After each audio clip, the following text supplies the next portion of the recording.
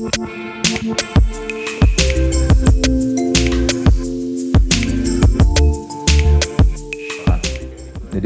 mungkin Pak Daniel untuk Ibu Dr. Nurnya. Nah ya, anestesia dia, nah, klik aja. Diklik aja yang A-nya diklik. Nah ya, klik. Nah ini Dr. Nur.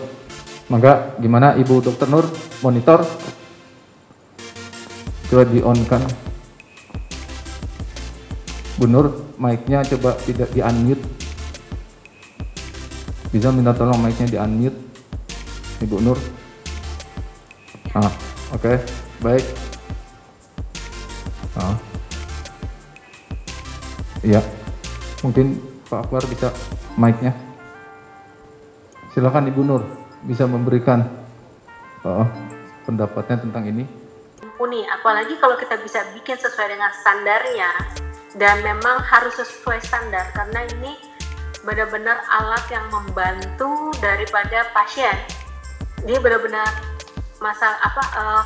alat bantu yang utama banget sistem ventilator ini.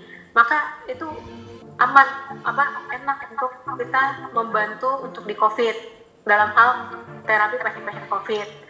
Nah, memang kemarin saya dengar ada yang lebih baik kita bikin NIV, non-invasive ventilator. Tapi non-invasive ventilator itu juga ada kekurangannya. Di mana kekurangannya itu memang bisa dipakai oleh para non-intensivis, tapi resikonya juga ada, yaitu resiko daripada airborne, penularannya, aerosolnya itu besar.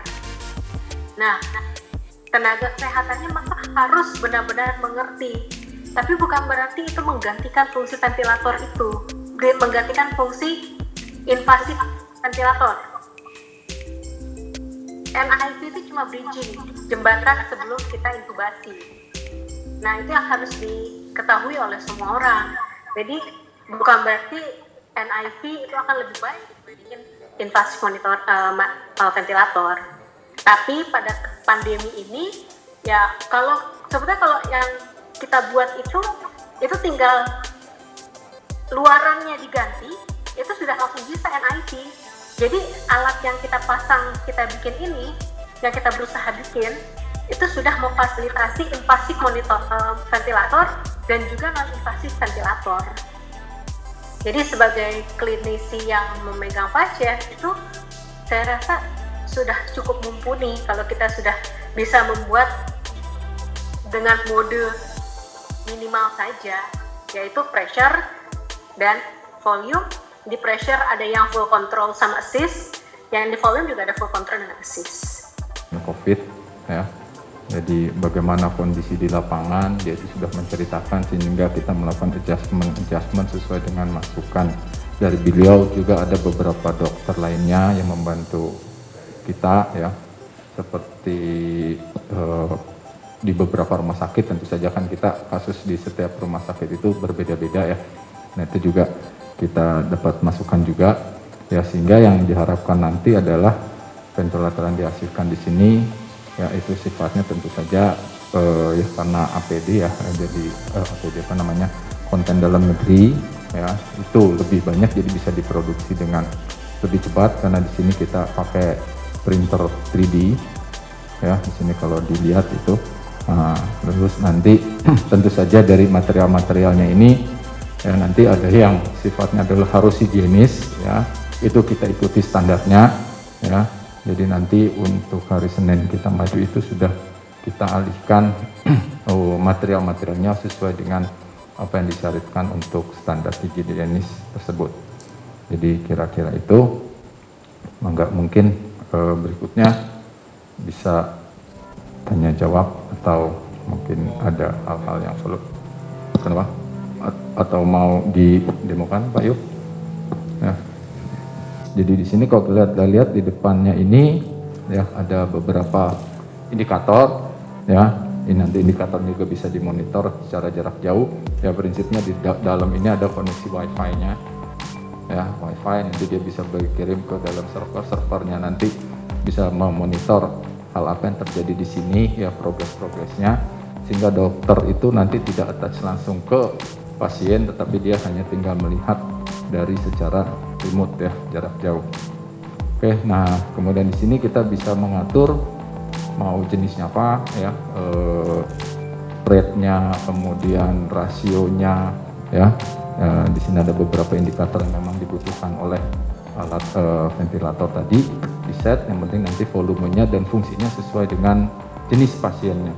Kan ada pasien yang memang lemah, sudah otot nafasnya sudah tidak bisa bergerak, maka diperlukan setting apa ya, ataupun dia masih ya, kadang-kadang katanya yang di PDP-nya sih masih bisa jalan-jalan gitu, tapi dia kemudian nafasnya sudah sengal gitu kan. Nah itu juga ada settingnya seperti apa. Nah, oke, mangga Pak Yo, silakan.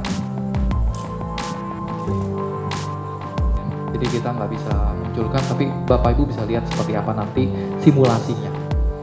Ya, ini simple, kita nyalakan, lalu kemudian ada preset up. Itu ada bunyi katup, dia buka tutup. Itu kita preset up untuk tahu apakah katup itu buka tutup atau enggak. Biasa ada motor dikit, oke, udah oke, baru kita lanjut berikutnya. Di sini ada menu, dua menu, atas dan bawah. Ini lebih kepada pembacaan sensor. Yang atas itu adalah setup kita. Kami rindu bahwa kedepannya kami bikin yang layar lebih besar, tapi karena ini untuk low cost, kita buat yang kecil saja, dibagi jadi 2 layar. Yang penting ada parameter terbaca. Ya, kita pilih volume control. Kita punya manual ini ya, saya kasih lihat seperti apa manual. Jadi kalau misalkan saya butuh yang namanya ya mau lepas ambu bag, bagaimana? Ya udah, saya coba untuk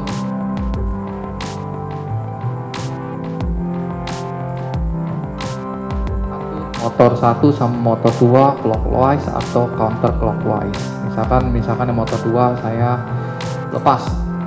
Ya, kalau lepas, sorry sebentar. Kalau saya lepas, saya pencet, dia akan bisa buka sendiri. Misalkan saya lepas. Nah, ini mengikat. Jadi kalau yang melepas, saya bikin counter clockwise. Nah, oh, udah bisa kebuka nih. Nah, terus turun ke bawah. Motor yang kedua, kalau motor yang kedua saya juga buka. Nah, misalnya saya buka. Nah, udah, yuk saya ambil ambu bagnya, saya bawa ke tempat lain, saya pasangkan kembali. Nah, kalau saya pasangkan kembali, saya tinggal gampang masuk kepada mode yang tadi, saya atur lagi, dia tekan. Dia nggak bakal lebih daripada tekanan ini karena saya udah batasi. Iya, seperti itu. Jadi nggak bakal lebih. Jadi ya orang biasa tahu. Nah, betul Bapak Ibu? Coba dilihat, udah cukup keras, udah cukup oke, kita siap masuk ke menu berikutnya. Kita lihat pasien, dokter melihat, karena butuh pasien untuk tahu sebenarnya pasien itu butuh seperti apa. Dokter lalu membuka menu yang masuk adalah masuk ke menu volume control. Saya mau kontrolnya volumenya berapa. Oke, di sini ada pemilihan volume. Saya mau volume assist, pasti hajar terus. Tapi kalau assist, saat saya mau tarik nafas, minus 2 cm H2O. Tekanan saat saya mau nafas, itu dibaca, dikasih nafas. Bayangkan kalau kita mau nafas, dia malah nyedot. Atau 15 respiratory rate per minute. Dan ya berarti 2/3 dikalikan ya 4. Ya kayak gitulah perhitungan. Ini adalah katup ekspirasi, channel inspirasi, ekspirasi, jadi keluar dari sini. Ini ada HEPA filter, tujuannya adalah menyaring udara, jangan sampai ada virus yang airborne. Dan ini adalah pressure valve dari bawah yang sebelah sini, dan ini bekerja, dan ini adalah inspirasi pressure 0,02 psi. Nah, step volume control, ini volume control artinya dituangkan cuma volume yang sama, yang berbeda-beda, sampai 60 cm H2O itu tekanan. Nah, kalau pressure enggak, pressure konsepnya bukan volume, kita konsepnya pressure. Jadi pressure itu seperti pas kita berikan nafas, katup inspirasi dibuka, akan tertutup, katup ekspirasi tetap tertutup sampai tekanan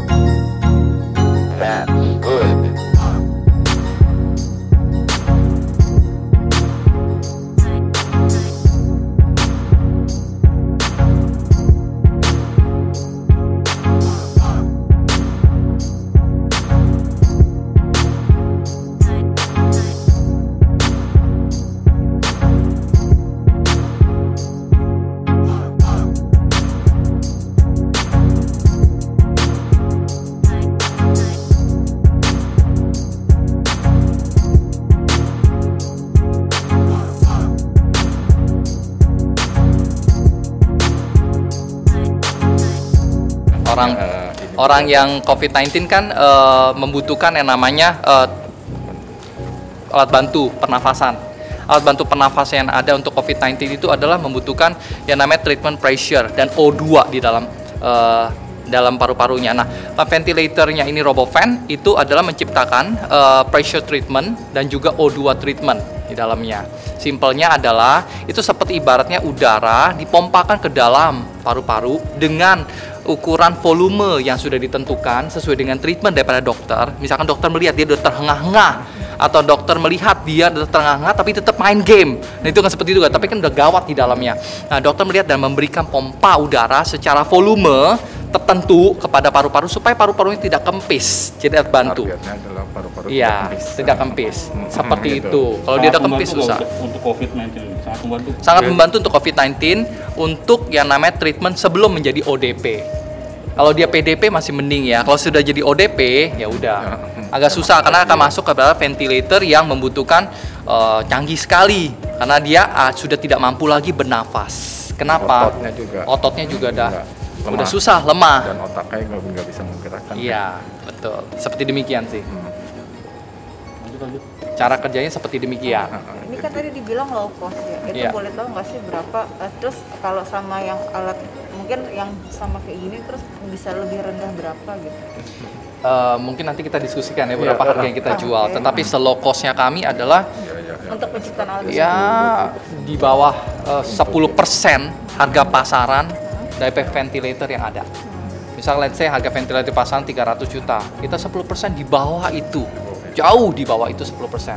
Saya udah bilang itu 10%, jauh di bawah itu. Dan ini masih prototype ya. Prototype tipe 1. Tapi sudah ada industri yang tertarik belum sih dengan Sudah banyak. Model pun. Iya. Nanti akan diproduksi. Kita akan tetap produksi. Sudah atau belum kan? Belum. Prototipe nunggu BPFK. BPFK. Karena Nah, untuk jadi Senin besok kita BPFK tahap 2. Sudah berapa Mas industri yang memesan banyak. Mungkin akan langsung produksi massal nanti? Gunadarma. Kita kan akan nanti memproduksi juga Ini buat butuh waktu berapa bantuan, lama Mas untuk membuat alat seperti ini? Waktu untuk desain, prototyping atau dari awal? Sampai dari awal. Dari awal, saya kasih tahu aja kami pernah sampaikan bahwa 10 hari kita desain 6 buah, kita rubah. 6 buah, jadi hampir 1 hari kita rubah. Dan untuk bikin seperti ini sebenarnya kalau sudah ada desain blueprintnya cepat, yang susah itu blueprintnya aja. Ya, jadi bisa sehari 2 hari lah. Tapi kalau udah produksi massal, saya rasa cepat sekali. Itu untuk 1 unit Mas? 1 unit ya, seperti itu. Berarti keunggulan alat ini lebih ramah digunakan, artinya tidak harus yang ahli ya Mas, seperti itu? Iya, asal keterangannya jelas. Kayak IKEA lah ya, ada Manual. manualnya, Jelas seperti lah. kayak Carrefour lah gitu lah kalau pasang perabotan.